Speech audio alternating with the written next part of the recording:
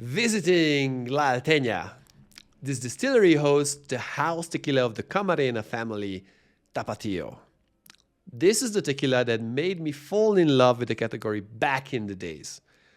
The distillery itself is a piece of history. They will be celebrating their 90 years of anniversary just next year. Fortunately, we have a very good relationship with the distillery and the brand. We have the honor to host their official brand training at our website, the International Tequila Academy. Go check it out if you're interested. You should.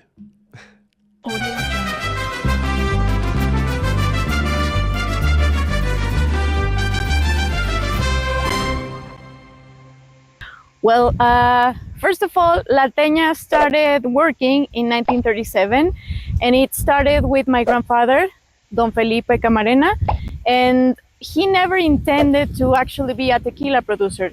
At that time, he was an agave grower. And you know, agave has these crazy cycles because of us humans. We don't learn the lessons.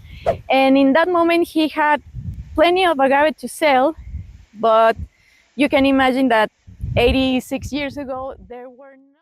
This wasn't our first visit and probably wasn't our last either. To reserve the tour, I had the advantage of reaching out to Gabi Camarena directly, who is a good friend of ours, and she told us to come, and she even arranged a private tour for us, which was super cool. In any case, if you are planning to visit, you can reach out to the team TAPATIO via their social media. They will be happy to help you with the booking. Just make sure to do your reservation in advance. They offer two different packages. One is just the tour, the other is a tour plus tasting.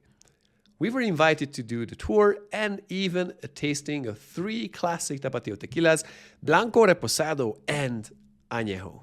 The distillery is a short distance from Arandas, but you would need to take a car or get a taxi to get to the distillery, or otherwise arrange a private transportation. Upon arriving, just tell the security guard that you are here for a tour, which is recorrido in Spanish, and you should be let in exchange for your ID card. There's a main building right next to the parking lot. That is where Gabi was waiting for us with Vero, who is also part of Tapatio's hospitality team. We walked down to the distillery from the office where our tour began. First, Gabi explained to us the agave process. Tapatio is famous for using only the most matured agaves called pinto agaves. The workers were filling in a brick oven as we spoke. Then we got to taste the cooked agave. It was delicious. They truly have some of the best cooked agave in the industry. But then, as I told Gabi, it could just be psychological, as I am a huge fan of the tequila. After the cooking process, we were explained the roller mill process and the taona. For Tapatio, they famously use a blend of the 2 extraction processes. In my opinion, the result is a very well-balanced and aromatically complex spirit. Then we went down to observe the fermentation. La Alteña is one of those old-school distilleries that had always been using wooden fermentation tanks. And if you watch our other video about Ocho, they essentially transferred this tradition to that distillery as well. You can find more information in that video. In any case, they also use some of the fiber leftover from the taona to give character to the spirit, and this has always been one of the main key differences between Tapatio and Ocho. As in, for Tequila Ocho, they don't use the fibers. Then we ventured down to see the distillation process. They have a combination of different stills, mostly smaller and with a particular design that would give a different taste. We met Johnny, whose family had been distilling Tapatio tequila for generations. Always a pleasure to watch him during work, and with his help, we always got some delicious samples straight from the still. Having some good time here with the tequilas in the hand, we even learned that now even the 4th generation of the family is ready to take over the important job. We were able to try the distillate at still strength, fresh off the still. It was delicious. In fact, Tapatio 110 is probably my favorite at 55% ABV. It is uniquely tolerable to my palate even at that high ABV. As the next step of our adventure, we went down to the barrel storage. We saw the Jim Beam barrels that are used for Tapatio and El Tesoro. Since El Tesoro is owned by Beam Suntory, they have a special deal for the barrels. The barrels are first used for El Tesoro, after having been used for Jim Beam, and then, after they are old enough, they get to be passed on to Tapatio. There's a super special spot in the cellar where the water from the local stream is leaking through the wall. You can even try the raw water, which is rich in iron, which is the key characteristic of the soil of the Los Altos region. After the barrel room, we went to taste 3 Tapatio expressions. The tasting is in this small terrace outside of the ovens, so if you're lucky, you can smell the cooked agaves in the air, not only in your glass. Tapatio always made a special care about presentation.